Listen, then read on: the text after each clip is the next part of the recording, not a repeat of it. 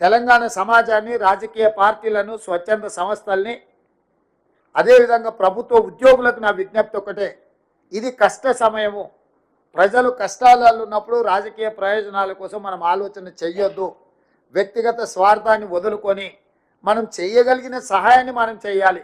ఒకవేళ మనకు సహాయం చేయాలన్న ఆలోచన లేదు, దేవుడు అలాంటి బుద్ధి మనకి ఇయ్యనప్పుడు ఫామ్ హౌస్లో మౌనంగా అయినా ఉండొచ్చు, విదేశీ పర్యటనలో విలాసవంతమైన జీవితాన్ని అయినా గడపొచ్చు. కానీ ఉత్తగానే ప్రజల మీద బురద చల్లడానికి ప్రయత్నం చేయకూడదు.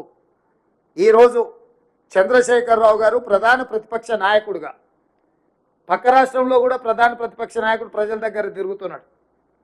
మా షర్మిల గారు గతంలో వర్షాలు వస్తే పక్క రాష్ట్రంలో ప్రజల దగ్గరికి వెళ్ళింది. ఈరోజు నిజంగానే ప్రజలు ఇంత విపత్కర పరిస్థితులు ఎదుర్కొంటున్నాయని బీఆర్ఎస్ భావించినప్పుడు ప్రధాన ప్రతిపక్ష నాయకుడు ప్రభుత్వానికంటే ముందు ప్రజల దగ్గరికి వెళ్ళాలి.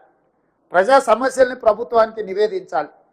ప్రజల యొక్క విజ్ఞప్తులు తీసుకొని ప్రధాన ప్రతిపక్షంగా చంద్రశేఖరరావు గారు ఆ సమస్యల్ని ప్రభుత్వం దృష్టికి తీసుకొచ్చి అవసరమైతే ప్రభుత్వాన్ని నిలదీసినా పర్వాలేదు. ప్రజా సమస్యల పరిష్కారంలో భాగంగా వారు ఫామ్ హౌస్లో నుంచి బయటకు రారు, వారు మౌనం వీడరు. వారు ఎందుకు మౌనముద్ర వహించారో నాకైతే అర్థం కాలేదు. ప్రధాన ప్రతిపక్ష నాయకుడిగా మౌనముద్ర వహించడానికి ప్రధాన ప్రతిపక్ష నాయకుడు హోదా వారికి అవసరం లేదని నేను భావిస్తున్నా. రెండవది కేటీఆర్ గారు, వారు ట్విట్టర్లోనే మాట్లాడుతున్నారు. వారు ఎక్కడుండి మాట్లాడుతున్నారే తెలంగాణ ప్రజలు గమనించాలి.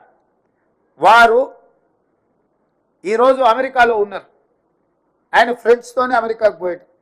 నో ప్రాబ్లం, నీకు ఫ్రెండ్స్ ఉన్నారు, పార్టీలు చేసుకోవాలా, నీకు నీ పర్సనల్ లైఫ్ని సాక్రిఫైస్ చేయమని మేము వివరం అడగడంలే. If you want to enjoy you can enjoy.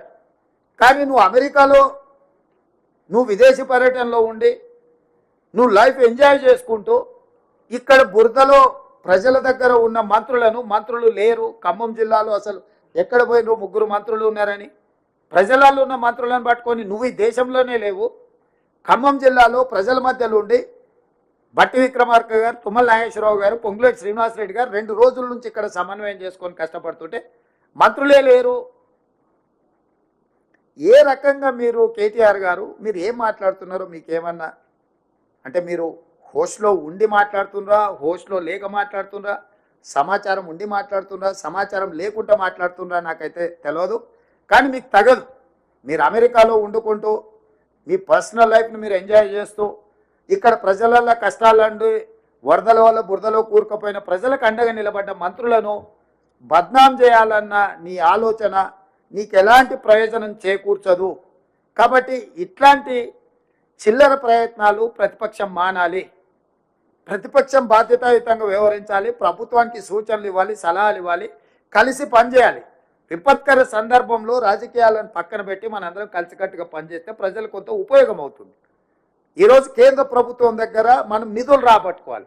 నిధులు రాబట్టుకోవాలంటే పాలకపక్షం, ప్రతిపక్షం అందరం ప్రజాప్రతినిధులం కేంద్ర ప్రభుత్వానికి విజ్ఞప్తి చేయడమే కాకుండా అవసరమైతే ఒత్తిడి చేసి నిధులు తెచ్చుకుంటే అది తెలంగాణ రాష్ట్రానికి ఉపయోగపడుతుంది. మీరు ఈ విపత్తును జాతీయ విపత్తుగా ప్రకటించమని చెప్పరు. కేంద్ర ప్రభుత్వం నుంచి మనకి ఏం నిధులు కావాలని కేంద్ర ప్రభుత్వాన్ని అడగరు. కనీసం ప్రధాన ప్రతిపక్ష నాయకుడిగా 10 సంవత్సరాలు ముఖ్యమంత్రిగా తెలంగాణ ఉద్యమకారుని అని చెప్పుకునే మీరు తెలంగాణకి ఇంత కష్టం వచ్చి 16 మంది ప్రాణాలు కోల్పోయి, పశు సంపద కోల్పోయి, వేల కోట్ల రూపాయల ఆస్తులు నష్టపోయి అంటే 20 ఫీట్ల పైన ఇళ్లకు నీళ్ళు వచ్చి ప్రజలు కష్టాలలో ఉంటే కనీసం పలకరించడానికి కూడా మీకు మనస్కరించలేదు. అయ్యో పాపం అని సానుభూతి కూడా మీరు చూపించలేదు. మీరు ఈ రకంగా మాట్లాడితే ఇది తెలంగాణ ప్రజలకు నష్టం చేకూరుస్తుంది తప్ప తెలంగాణ ప్రజలకు ప్రయోజనం ఉండదు. మా ప్రభుత్వం ప్రజలు కష్టాలలో ఉన్నప్పుడు కష్టాలను తీర్చడానికి ప్రయత్నం చేస్తుంది తప్ప రాజకీయ ప్రయోజనం కోసం మేము ఆలోచన చేయము.